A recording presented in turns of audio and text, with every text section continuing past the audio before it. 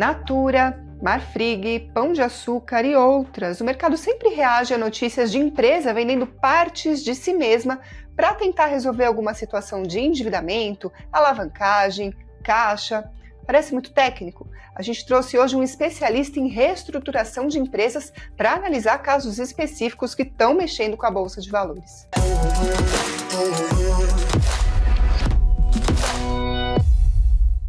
Nossa entrevista hoje é com o Max Mustrang, ele é sócio fundador da Excelência, uma empresa que atua justamente na reestruturação de empresas. Então, Max, seja muito bem-vindo, obrigada pela presença. Muito obrigado, Karina.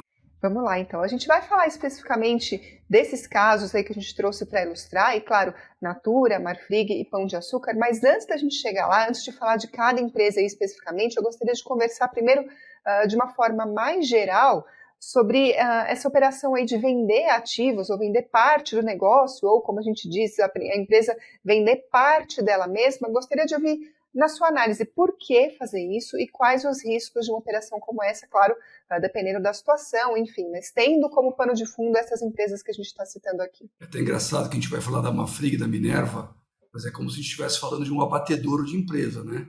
As empresas estão se desmembrando, né, vendendo as partes para tentar sobrar com alguma coisa. Mas é uma verdade. O que está acontecendo, na verdade, é que o mundo e o Brasil, em um contexto muito maior, nós estamos vivendo uma crise de crédito, né? O mercado está com medo de conceder dinheiro. A inadimplência está muito alta, o default está muito alto, RJ e falência está muito alto, né? Então não é uma questão dos juros que o sistema financeiro vai ganhar. Ele quer ter certeza que ele vai ter o principal dele voltando. Num cenário onde as empresas não estão conseguindo entregar resultado, estão consumindo muito caixa, né, e estão indo à bancarrota, o mercado financeiro ele se fecha em copas. Então vamos relembrar. A gente teve alguns anos atrás, até em virtude dos juros baixos, uma onda de IPO, e vários deram em água, né? Então a IPO acabou.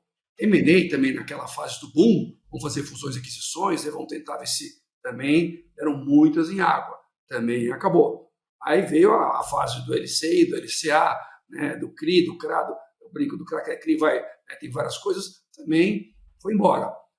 E o sistema financeiro se fechando.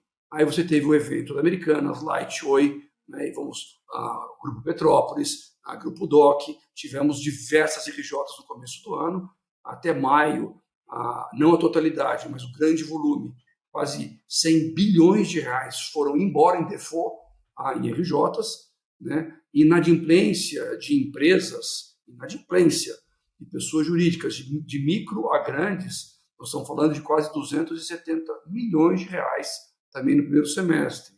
Quando a gente fala de inadimplência de pessoas físicas, nós estamos mais ou menos 80, 90 bilhões de reais. Então eu costumo dizer o seguinte, para quem não faz conta, né? O mercado perdeu o equivalente a 450 a 500 bilhões de reais de contas a receber, empresas, fornecedores, bancos, que subiu por calote. Não foi pago. Né? Isso criou um rumbo no caixa, inclusive nos bancos.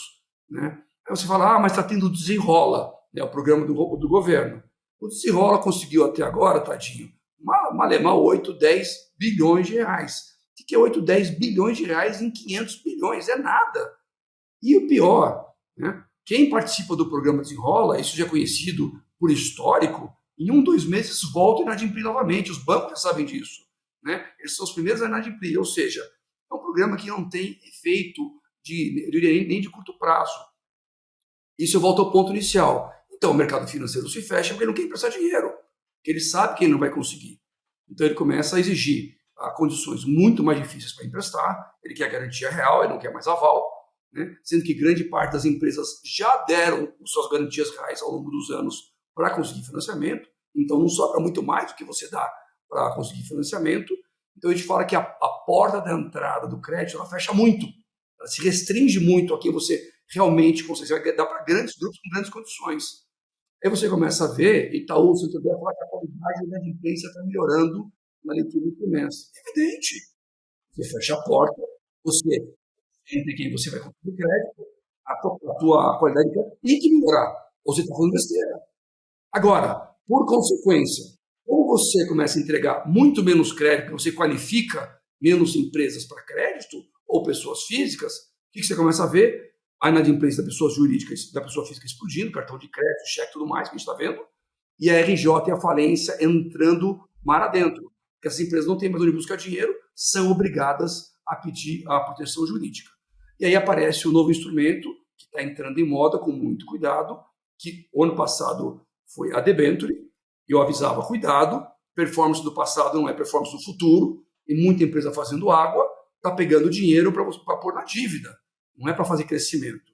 E as pessoas geralmente não têm o estudo ou não têm o que procurar, acreditavam que estava pondo dinheiro como investimento, não. Estava entrando na dívida de cabeça sem garantia.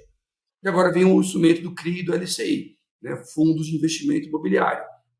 E está todo mundo fazendo, não, agora vamos entrar em fundo de investimento, que é o que vale a pena agora. Por favor, galera, né, cuidado. Nós estamos falando, na verdade, de uma hipoteca imobiliária. As empresas não têm mais o que dar para conseguir crédito. Então, o que ela começa a fazer? Hipotecar o seu imóvel, o seu ativo. Quem tem? Para tentar buscar um dinheiro para pôr na dívida. Porque, novamente, as empresas não estão fazendo resultado. Dentro desse contexto, vamos pensar o seguinte. Nos últimos, eu vou chutar aqui, tá? 6 trimestres, pelo menos, nós temos empresas com lucros decrescentes continuamente, na grande maioria, e prejuízos crescentes. E ficou muito evidente nos últimos 2 trimestres, especial no último. E no quarto trimestre de 2022, com os bancos, com as americanas, já provisionando resultados péssimos. Então, fica evidente que as empresas não estão mais fechando a conta. Até banco. Quando você não vai fechar a conta, o que você tem que fazer? Buscar financiamento. Porque para fechar seu capital de giro, sua necessidade de capital de giro. Quando você não encontra, é a asfixia do caixa. Você morre. É o que nós estamos vivendo hoje em dia. Bom, a gente já volta a falar de uma maneira mais ampla aí sobre o cenário para as empresas, mas vamos falar especificamente sobre os casos mais recentes que a gente tem aqui para analisar. Acho que a gente pode começar a falar justamente sobre a Marfrig e a Minerva, que é o caso aqui mais recente, pelo menos até a data aqui da nossa gravação, que foi a notícia que a Marfrig está vendendo negócios e unidades para a Minerva. Isso vem repercutindo com bastante força no mercado financeiro. Então, gostaria de ouvir a sua avaliação sobre essa operação e quais os riscos que isso significa para a empresa. Karina, bom, depois do laço imobiliário, qual é a próxima alternativa que você tem para buscar dinheiro? Vende as partes. Só para acabar o raciocínio. Agora que eu não tenho mais nada como buscar dinheiro, eu começo a vender minhas partes. O que são as suas partes? São as unidades de negócio, ou como chama em inglês, as business units, né? Aquelas que não são o seu core business, o seu central, às vezes até o seu central. Né? Então, no caso da Marfrig e da Minerva, que saiu, por sinal, ontem, anteontem, né? Esse programa vai mais para frente, mas assim, é o que saiu recentemente. Então, a Minerva adquiriu unidades Fabris e negócios na América do Sul da Marfrig. A Marfrig, com isso, está colocando, teoricamente, acho que é 6,5, 7,5 bilhões de reais no bolso, 1,5 acho que é na cabeça, mais 6 quando a aprovação dos órgãos regulamentadores, CAD e outro, né? E com isso, diz as matérias que a alavancagem cai de aproximadamente 4,1 para 3,1. Lembrando a todos que uma alavancagem de 3 já é uma alavancagem elevadíssima, deixa tudo que é banco de cabelo em pé. Tá? 3, 2,5, 3 já é o início do arrepio. Né? E você fala, bom, mas o Minerva entrou. Minerva entrou comprando. Mas o Minerva também estava com uma alavancagem mais baixa, uma posição de caixa mais alta, mas ao entrar, automaticamente a alavancagem dele vai para quase 3. Então, eu até estava brincando hoje de manhã cedo. Os dois estão se aproximando da alavancagem 3 por lados diferentes. Um está caindo, um está subindo. Os dois estão ficando com a alavancagem 3. Eu acabei de olhar uma matéria agora, antes de entrar no programa. Hoje, dia seguinte do anúncio da transação, só na Bolsa de Valores, a Minerva já perdeu 1,2 bilhões de reais de valor de mercado, porque a leitura do mercado foi muito ruim. Por quê? A elevação da alavancagem financeira muito alta e justamente a Minerva tentando de cabeça no setor de commodity, é o que de margem fina, e que está altamente suscetível a todas as variações cambiais, né, de consumo, de dólar. Né? Então, assim, e eu também li muito mal a leitura dele, porque ele está indo para cima justamente do que não tem margem. A Marfrig, do ponto de vista estratégico, ela está se livrando de unidades de margem fina, né, commodity, e se concentrando, entre aspas, nas que tem um pouco mais margem, produto e marca. Né, mas continua dentro de um setor muito complicado, ainda assim com uma alavancagem alta. Eu falo que é um setor que eu não gosto. Esse setor é um setor perigoso. Tudo que tem a ver com vaca, né, proteína e leite é perigoso. Agora, em parte da sua resposta, Max, você citou a venda de parte do negócio, mas não necessariamente o core da empresa. E eu uso esse gancho para trazer a discussão sobre a Natura, que a gente teve a notícia sobre a venda da Aesop e também uma possível venda também da The Body Shop, que pode acabar surpreendendo porque faz relativamente pouco tempo essa compra, né, dessa unidade.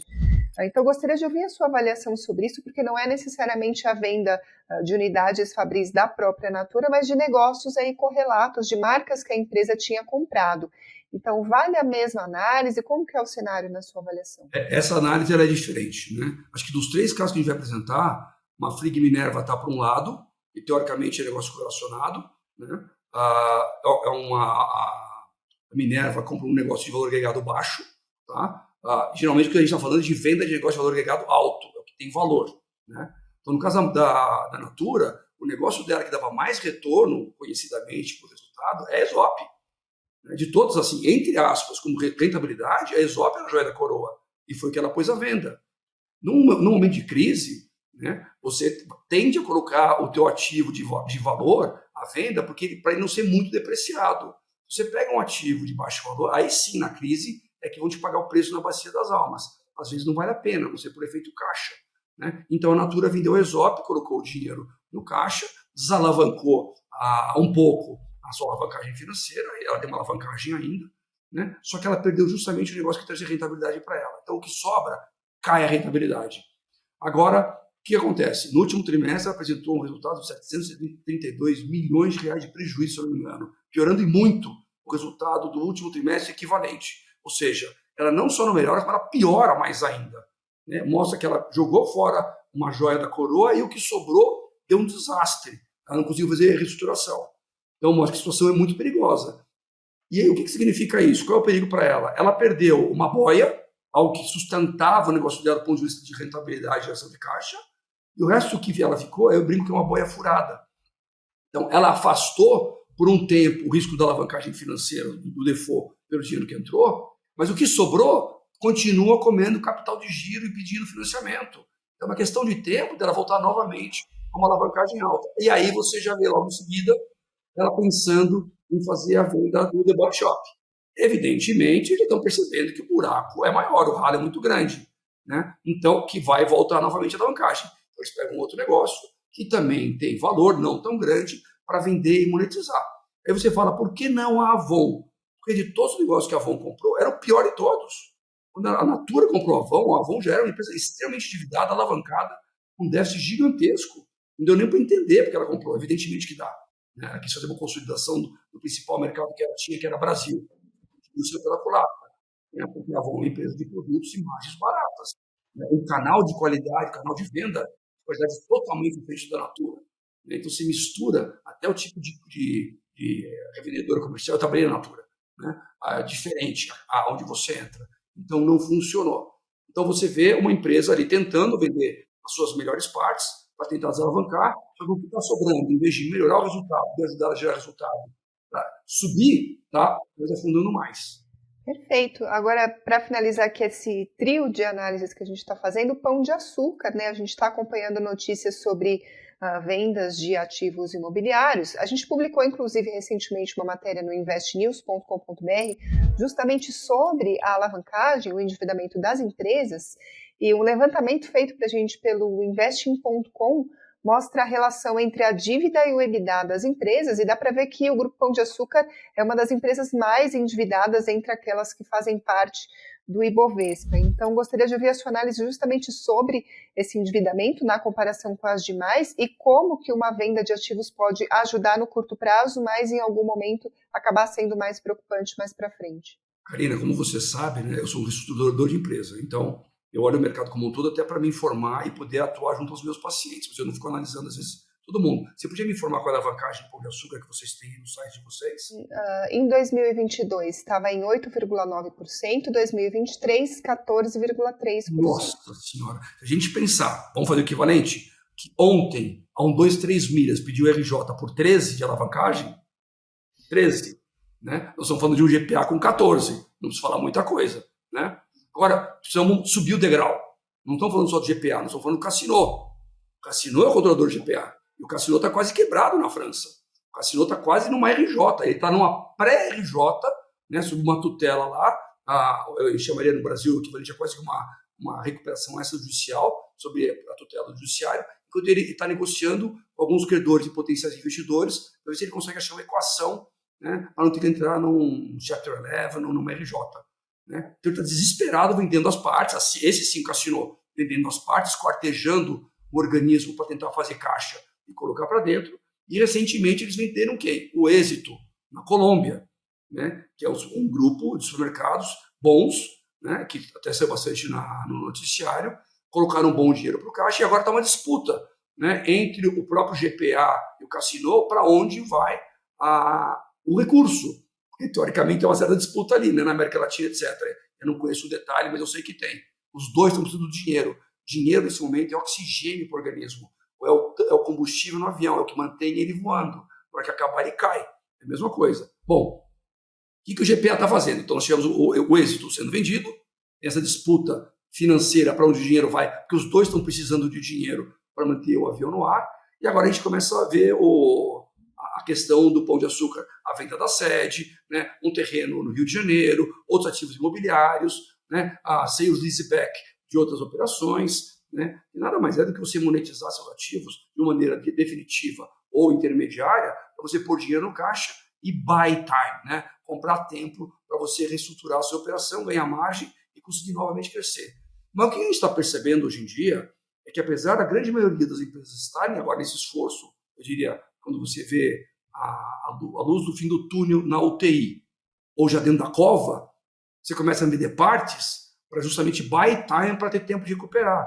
Mas quando você analisa, né, o ganho de margem, a melhora financeira das empresas, você percebe que elas continuam na mesma tendência de queda.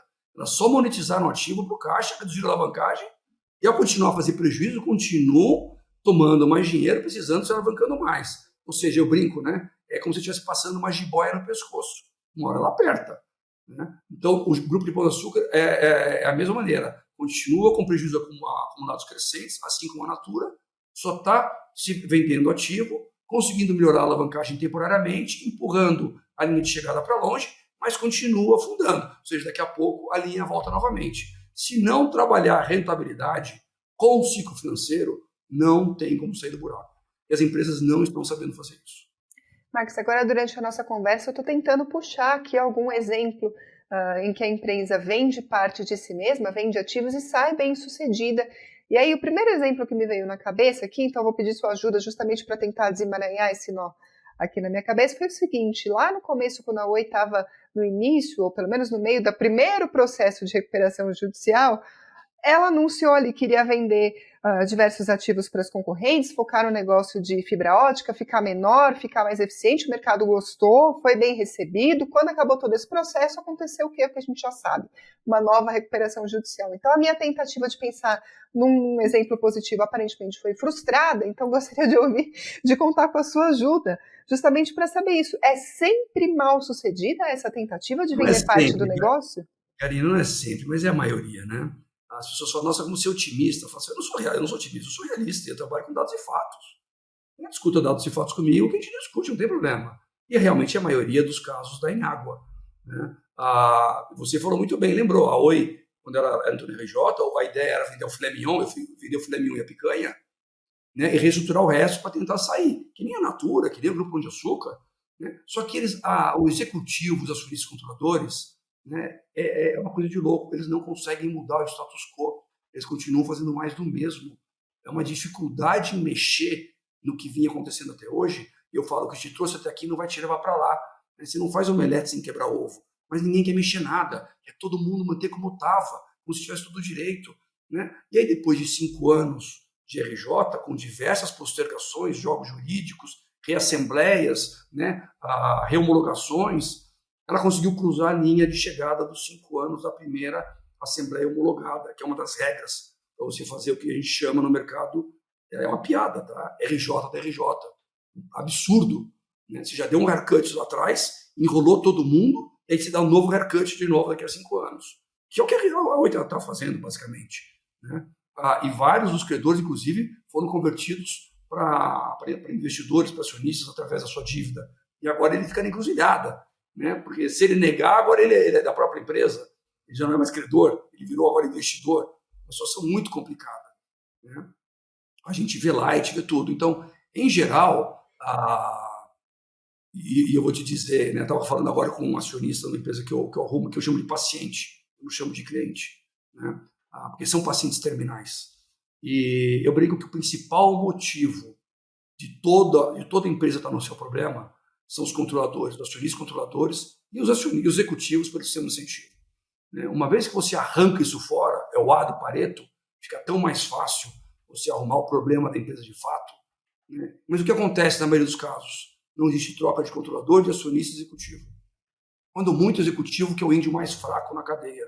Né? Aí você traz outro pau mandado para continuar fazendo o que o controlador quer. Né? Não vai mudar, porque lá em cima não muda, o ego não muda. Né?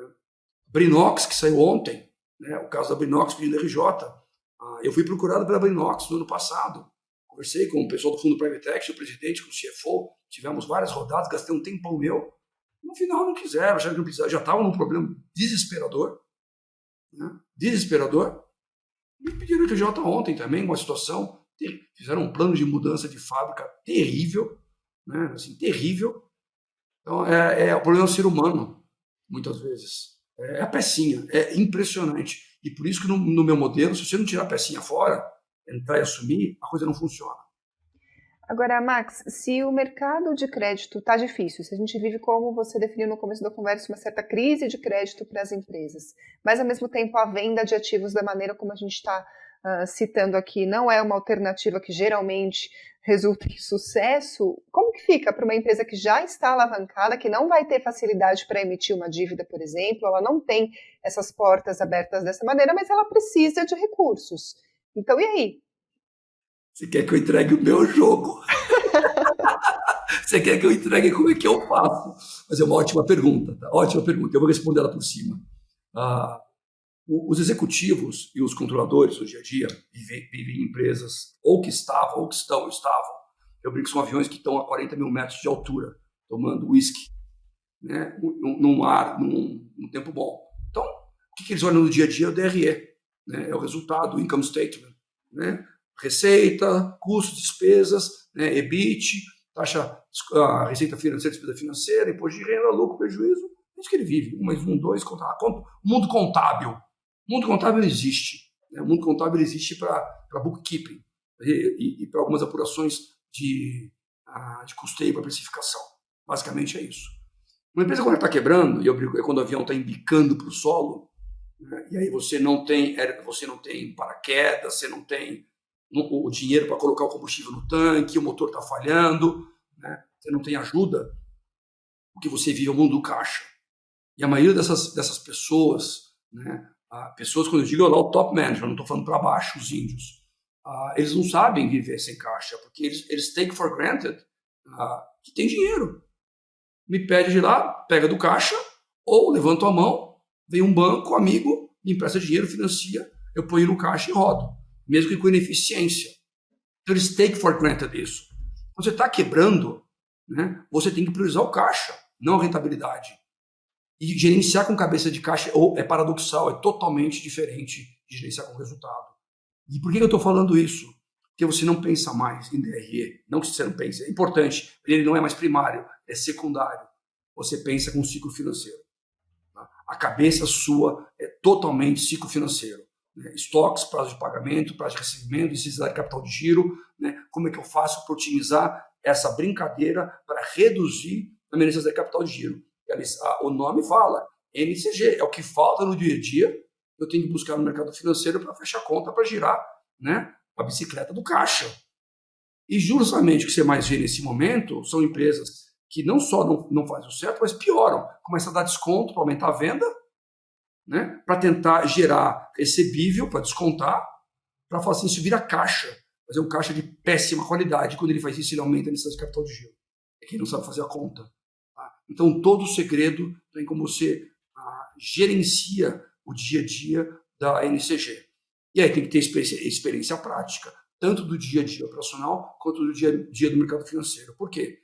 Porque existem operações financeiras que você pode fazer que emulam operações equivalentes. Então, por exemplo, eu posso desde negociar com o cliente uma antecipação de recebível diretamente, né, a redução de prazo, ou o mercado financeiro me compra a operação, me paga à vista com desconto, eu pago no futuro. Ou um fornecedor, eu também posso negociar um prazo mais longo com ele, né, dependendo do caso, ou eu faço uma operação de risco sacado, outra equivalente, onde o mercado financeiro compra, o fornecedor paga e eu pago o mercado financeiro lá na frente.